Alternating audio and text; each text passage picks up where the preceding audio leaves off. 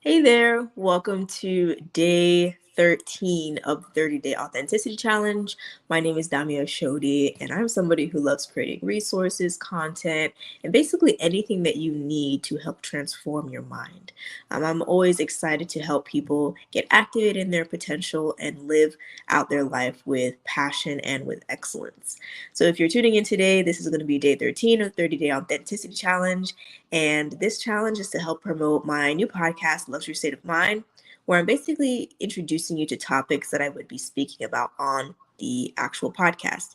And ultimately, the goal of the podcast is to help you learn how to live in luxury no matter where you're from, no matter what job you have, how much money you're making, you have the opportunity to live in luxury. And the luxury that I speak about is crafted around three pillars, which are identity, intentionality, and freedom of choice. So every topic we've discussed up until this point and moving forward is going to be based on your ability to know to make decisions based off of your identity, how to be intentional, creating systems, boundaries, processes to protect the vision that you have for yourself, as well as empowering you to make choices that are in alignment with your identity and who you are.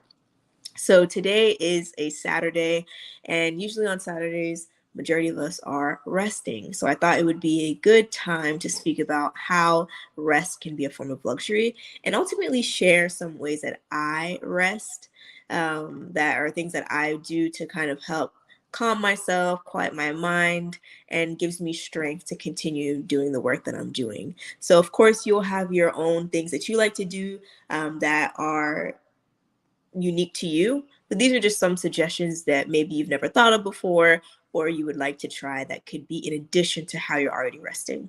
Like we already know we can scroll on social media for some time and that can be fun and it can kind of quiet our mind, or watching a show, your favorite show on Netflix. I mean, one of my favorite shows, one of the top favorite shows at this point is Suits. I loved watching that show. I literally ate that thing. I watched it so fast, and it was just a nice way for me to decompress at the end of the day. But there are other ways that you can rest, especially after work or during the weekend or whatever time you have, that can help you to just relax. Because sometimes, life can get busy or our minds can be very busy. That's a big thing. And there's a lot of chaos and a lot of noise going on and a lot of thoughts. And you just need a way to decompress. So here are 5 ways that you can learn to rest, and you can take from some examples that I've done or tweak them to fit yours. So one way that you can rest is have time to think. And I know I've spoken about this on other lives, just having the opportunity, creating time that you will sit down and think. That could look like reading, that could look like journaling, that can look like praise and worship. Just having an opportunity to take your mind off of the things that you have to do and really prep your mind to be in a better position to handle the things that life is calling us to handle and take care of. So creating a designated time during the week, whether it's every day, every couple of days, and being intentional about making time for yourself to just think instead of constantly being on the go, putting out fires. You have to do this, you have to do that. Feeding your mind with things that can truly benefit you and put your mind at ease. So that would be the first one, creating time to think. That's something that I do almost every day. I wake up a little bit earlier and just give myself time to journal my thoughts, pray, um, and whatever else I need to do during that time, or literally just stare into the abyss. Sometimes you just need time to look in one direction and just be like, think, okay, and then you're at peace, and then you can go to the next thing. So yeah, just creating that time to think. So number 2 would be taking a walk and or getting into nature. I discovered this last year, the beauty of taking walks.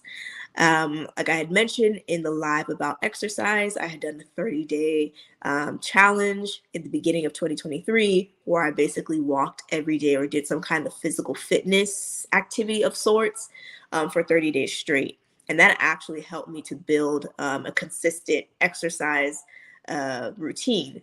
But ultimately, it showed me that, wow, like the ability to just take yourself out of whatever environment you're in, whether it's your office, your home, or just in a confined place, and the ability to be in nature, it just does something for the mind. And I know there's a lot of research on getting in nature can help with different ailments, even with depression, anxiety, and all these things. So taking a walk, like during your lunch or at the end of the day, just getting outside and not being inside all the time can really help rearrange your mind. I used to joke with friends and with myself. I'll be like, oh man, like walking outside feels like a massage to the brain. It just does something. It lifts like a fog off of your mind and allows you to just feel good for a moment. So maybe that could be something that you can incorporate into your schedule or just be more conscious of, to take a walk more often. Number three, the third thing that you can do to help you rest more is to indulge in some type of hobby. So maybe there's something that you've been wanting to do for a while, you've been drawn to it, but you just haven't given yourself that opportunity to try it because you feel you don't have enough time. I would encourage you to make the time, put it on your schedule, keep it in mind that on this day this week, I'm going to try this out. I'm going to go to that class. That pottery class, or I'm going to go to that cooking class, or I'm going to paint. Something that I picked up that I don't do all the time, but when I do it, it's fun, is water painting. I am not an expert at water painting by any means. I'm very much an amateur.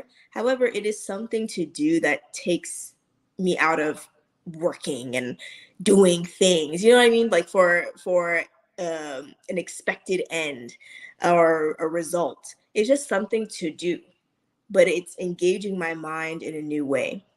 So it could look like that for you. Maybe you've been wanting to get into painting for a while. Something that I did yesterday, even though I'm not cooking all the time in this season, but I did cook yesterday. And I put on a movie, an old movie that I used to watch when I was younger. And I prepped my food and then I watched the movie. And cooking can be a hobby as well. So that was something that was relaxing to me. And it just took my mind out of, okay, I have to do. It just helped my mind to relax. So thinking of, maybe there's a hobby for you. Maybe you wanted to take, I don't know, an Afrobeats class. You wanted to learn how to dance salsa or something, but just getting a hobby and creating a space for you to exercise your mind in a new way that doesn't have to do with just getting results can be really beneficial in helping you to rest.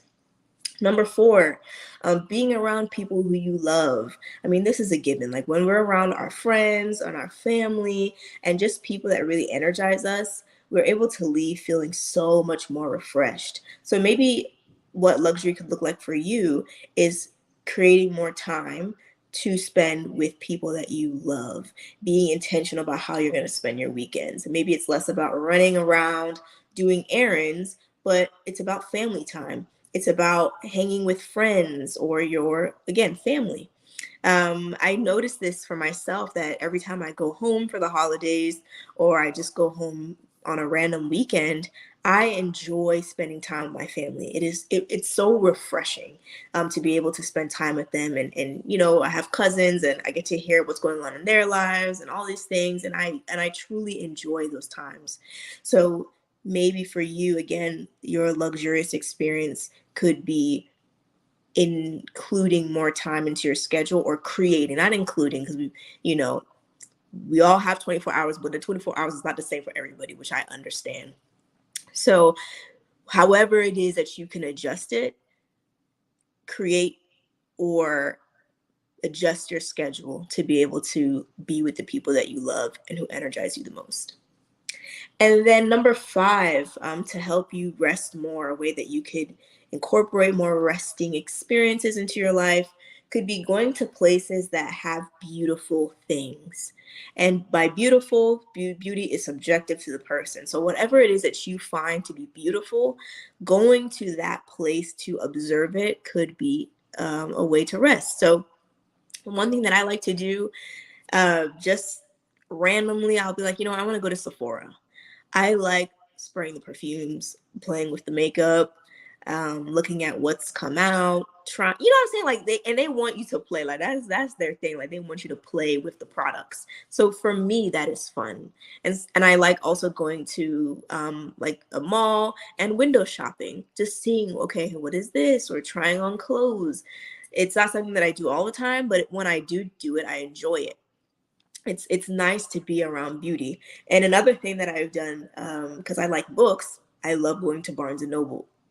I'll just go drive to Barnes and Noble. I may not even buy a book, but I'll just look through the aisles, see what's going on, flip through pictures or those books that have pictures, like cookbooks and all those things. Get a latte, walk around, and it's just a restorative experience. So maybe for you, you like art. Maybe that means going to an art gallery or going to a museum, learning about history.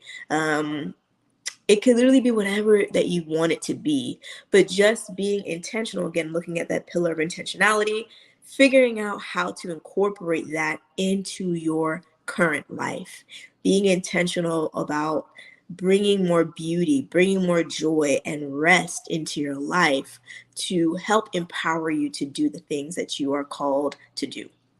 So I hope these tips have helped you. Maybe think about how can you incorporate rest. Typically, we know when we think about resting, watching TV, which is fine. That's a great way of decompressing. But there are other ways to engage your mind and to help you leave more refreshed and restored.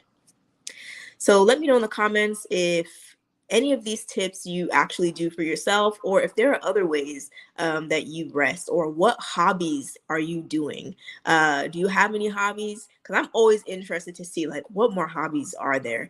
Because I know there's a lot of like things that we can say, like dancing and pottery and all that stuff. But what do you do? I'm curious. Put it in the comments and let us know, what are your hobbies, or what hobbies are you interested into getting into in 2024? All right. So thank you so much for tuning into this live, and I will see you again for day 14. Have a nice day, and I'll